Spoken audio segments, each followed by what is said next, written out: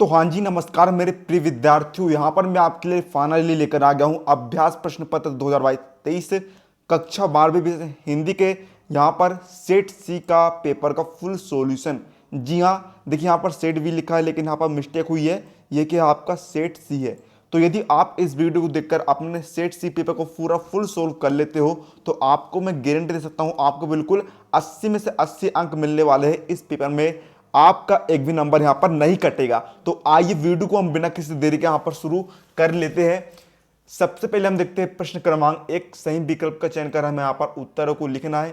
तो पहला क्वेश्चन है, आत्म परिचय कविता किस संग्रह से ली गई है? तो इसका राइट आंसर हो जाएगा यहां पर ऑप्शन नंबर सी, निशा निमंत्रण से। इसके बाद सेकंड क्वेश्चन हमारा, करुण रस का स्थायी भाव है? इसका राइट आंसर होगा यहां पर शोक। अगला है, भक्ति संस्मरणात्मक रेखाचित्र इनमें से किस संकलन में संकलित है? इसका राइट आंसर होगा स्मृति की रेखाएं। फिर हम देखते हैं चौथा, सत्य का अर्थ क्या होता है? तो देखिए सत्य का अर्थ होता है यहाँ पर स्वास्तिक चिन्ह, है ना।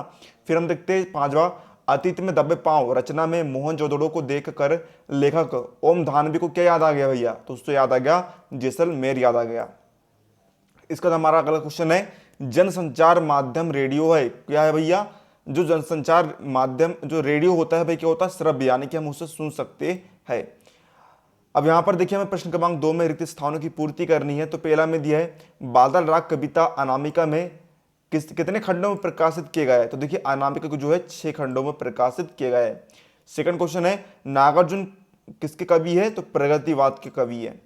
इसके बाद हमारा थर्ड क्वेश्चन है, दोहा कैसा छंद है? दोहा जो है अर्ध सम्मात्रिक छंद है ना। कैसा? अर्ध सम्मात्रिक छंद है। पहलवान की ढोलक पाठ की विधा क्या है? कहानी है ना। क्या है? कहानी। अगला है, जब मूल वाक्य के साथ एक या अधिक वाक्य और भी मिले होते हैं तब वह क्या कहलाता है? संयुक्त वाक्य कहलाता है। फिर हमारा अगला है, सोदल गेकर मास्टर रिक्त स्थान पढ़ाने आते थे? तो क्या पढ़ाने आते थे? मराठी पढ़ाने आते थे। अगला है, स्तंभ लेखन रिक्त स्थान लेखन का प्रमुख रूप है? तो इसका उत्तर होगा आपका विचार परक। जैसे कि आप यहाँ पर दे सकते, पीडीएफ डाउनलोड पिन कर देता हूँ जैसे कि आप यहाँ पर दे सकते, पिन कर देता हूँ जैसे कि आप यहाँ पर दे सकते। पीडीएफ डाउनलोड करने के लिए आपको इस फर्स्ट लिंक पर क्लिक कर देना है। इसके बाद आपके सामने यहाँ पर क्रोम में या फिर कोई भी आपके ब्राउज़र में यहाँ पर लिंक ओपन हो जाएगी। अब आपके सामने कुल 3 स्टेप को फॉलो करना है और आप पीडीएफ को बड़ी आसानी से डाउनलोड कर सकते हैं। सबसे पहले आप यहाँ पर 6 क्वेश्चन के आंसर आप कुछ भी टिक कर दीजिए, ठीक है, जो आपको लगता है। फटाफट आप करते जाइए। जैसे कि हम सारे 6 आंसर के क्वेश्चन का आंसर दे रहा है, कोई भी हम दे रहा है, ठीक है। तो इसके बाद आपकी सेकंड स्टेप यहाँ पर ओपन। अब यहाँ पर देखिए आपको लेट्स कंटिन्यू दिख रहा होगा, इस पर आप क्लिक कर देंगे। इसके बाद आपको यहाँ पर देखिए जो प्ले दिख रहा है ना, इस पर आपको क्लिक कर देना है। प्ले पर आपने क्लिक करा और फिर आपको इस play this quiz and gate link पर क्लिक करना है। फिर आपको यहाँ पर कोई भी प्रश्न को जवाब दे देना है, कुछ भी दे देना है, ठीक है। जो आपको मन कर रहा है कुछ भी दे दीजिए आप, है ना। हम कुछ भी आंसर दे रहे हैं। अब इसके बाद देखिए आपके सामने यहाँ पर गेट लिंक का ऑप्शन आ रहा होगा, इस पर आप क्लिक कर देंगे। सिर्फ 1 ही मिनट की स्टेप है। आपके सामने देखिए यहाँ पर लिंक ओपन हो गई है। अब आप यहाँ पर कोई भी सर्वर से लिंक को ओपन कर सकते हैं। जैसे कि हम यहाँ पर सर्वर 2 से लिंक को ओपन करते हैं तो हमारे सामने देखिए कुछ, यदि आपके सामने इस तरीके से ऐड आते हो तो आप करेंगे क्या? सिंपली से बैक आ जाएंगे, वापस से बैक आ जाएंगे आप, और यहाँ पर फिर आपको सर्वर 1 पर क्लिक कर देना है।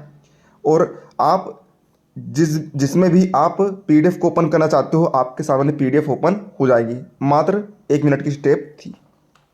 अब चलिए देखते हैं यहाँ पर जो सही जोड़ी मिलाकर लिखनी है। तो पहला हम देखते हैं हरिवंश राय बच्चन, है ना। तो उसकी सही जोड़ी मिल जाएगी यहाँ पर किससे? इसकी सही जोड़ी मिल जाएगी हालाबाद से। उपमेय की उपमान की सही जोड़ी मिल जाएगी व्यतिरेक से। तुषारपात की सही जोड़ी मिल जाएगी ओले बरसाना से। सीरीज के फूल की सही जोड़ी मिल जाएगी हजारी प्रसाद द्विवेदी से। समहाउ इम्प्रॉपर की सही जोड़ी मिल जाएगी यशोधर बाबू से।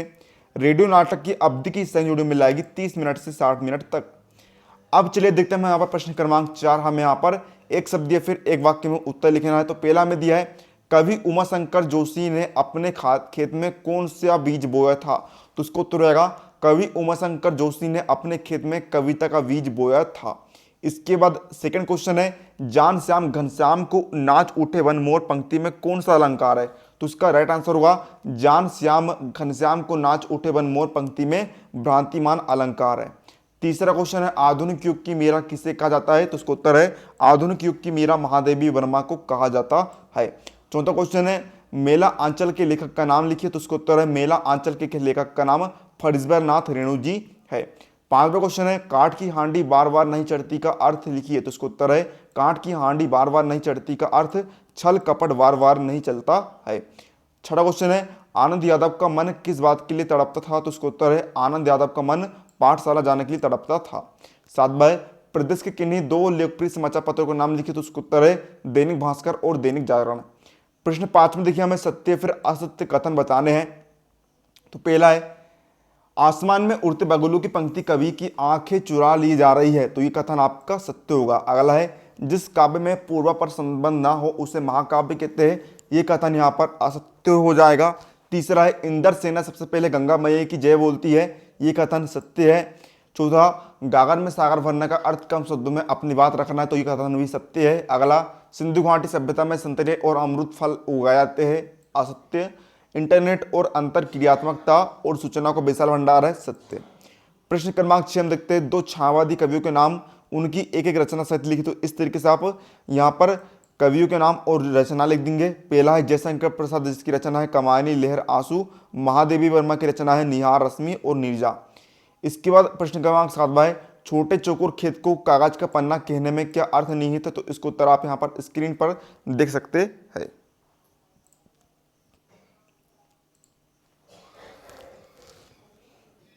फिर इसके बाद हमारा 8वां क्वेश्चन है, स्थायी भाव और संचारी भाव में अंतर लिखिए। तो इसको उत्तर आप यहाँ पर स्क्रीन पर दे सकते हैं। इस तरीके से आप संचारी भाव और स्थायी भाव में अंतर को आपको लिख देना है।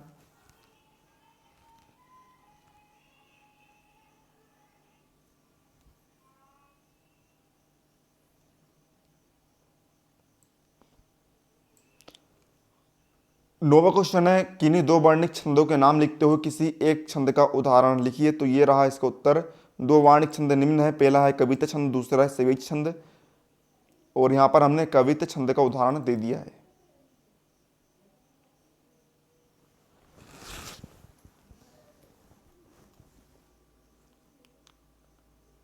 अब देखते हैं प्रश्न क्रमांक 10 में हमें यहाँ पर किन्हीं दो कहानीकारों के नाम उनकी एक एक रचना से लिखेंगे। तो इस तरीके से आप यहाँ पर कहानीकार लिख दिया है, शिव प्रसाद सितारे हिंद और प्रेमचंद का नाम लिख दिया है। ठीक है, आप जैसे कि यहाँ पर दे सकते हैं।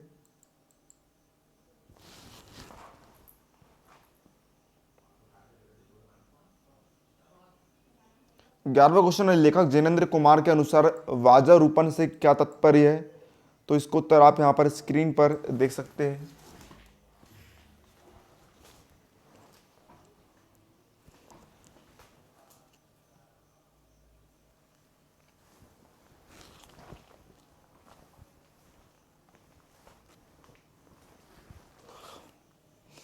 प्रश्न क्रमांक 12 है, दूर के ढोल सुहावने होते हैं पंक्ति का भाव विस्तार कर लिखिए। तो ये रहा इसका उत्तर आपके सामने स्क्रीन पर।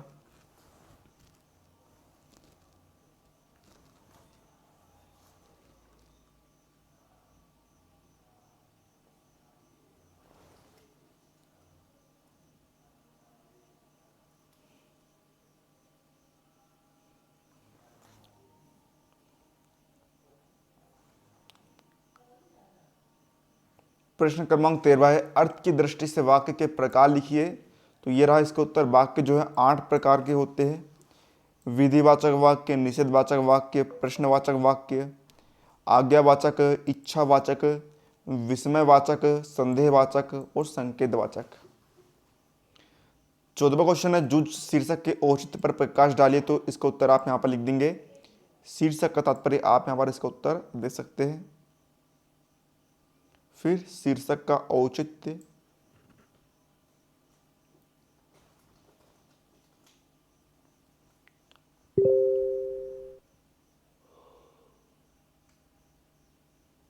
प्रश्न क्रमांक 15 है, फ्लैश या ब्रेकिंग न्यूज क्या है? तो ये रहा इसका उत्तर।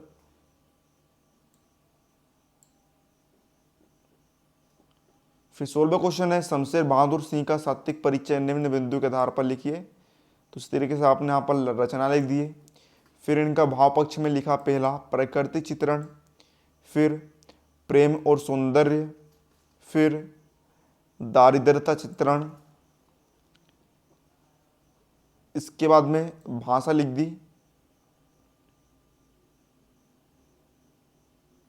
फिर शैली लिख दी, फिर अलंकार योजना।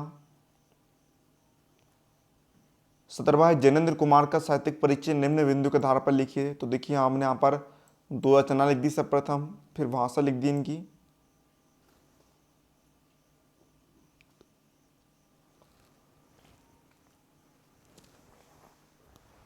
फिर देखिए यहाँ पर शैली लिख दी, फिर मनोविश्लेषणात्मक शैली लिख दी,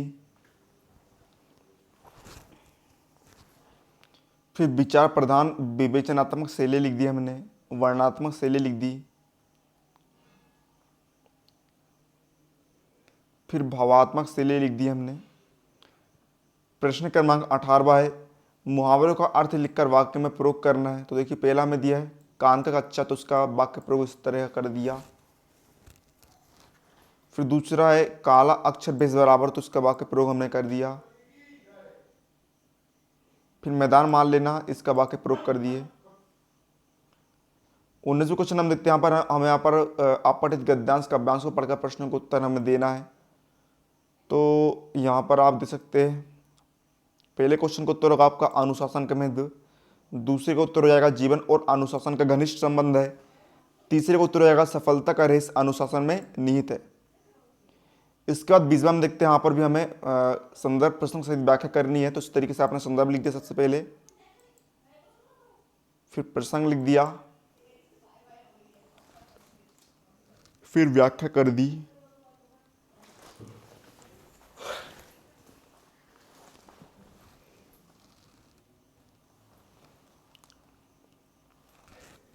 फिर 23वें क्वेश्चन हमें जीवन में खेलों का महत्वपूर्ण निबंध लिखना है। तो देखिए इस तरीके से आप निबंध लिख देंगे,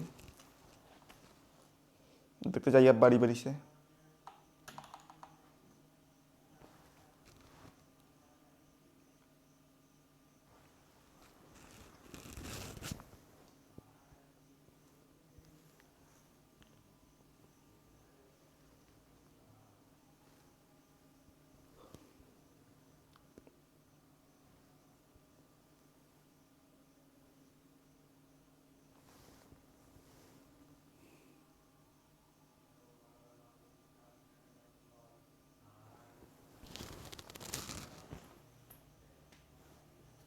तो इस तरह से विद्यार्थियों मैंने यहाँ पर हिंदी के सेट सी पेपर का फुल सॉल्यूशन देख लिया है।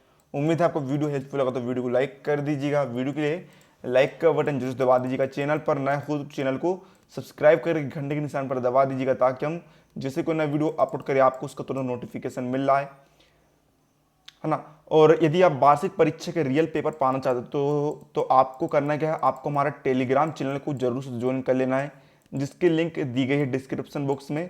वहीं पर आपको वार्षिक परीक्षा के रियल पेपर दिए जाएंगे। तो चलिए मिलते हैं अगले किसी नए वीडियो, तब तक लीजिए जय भारत।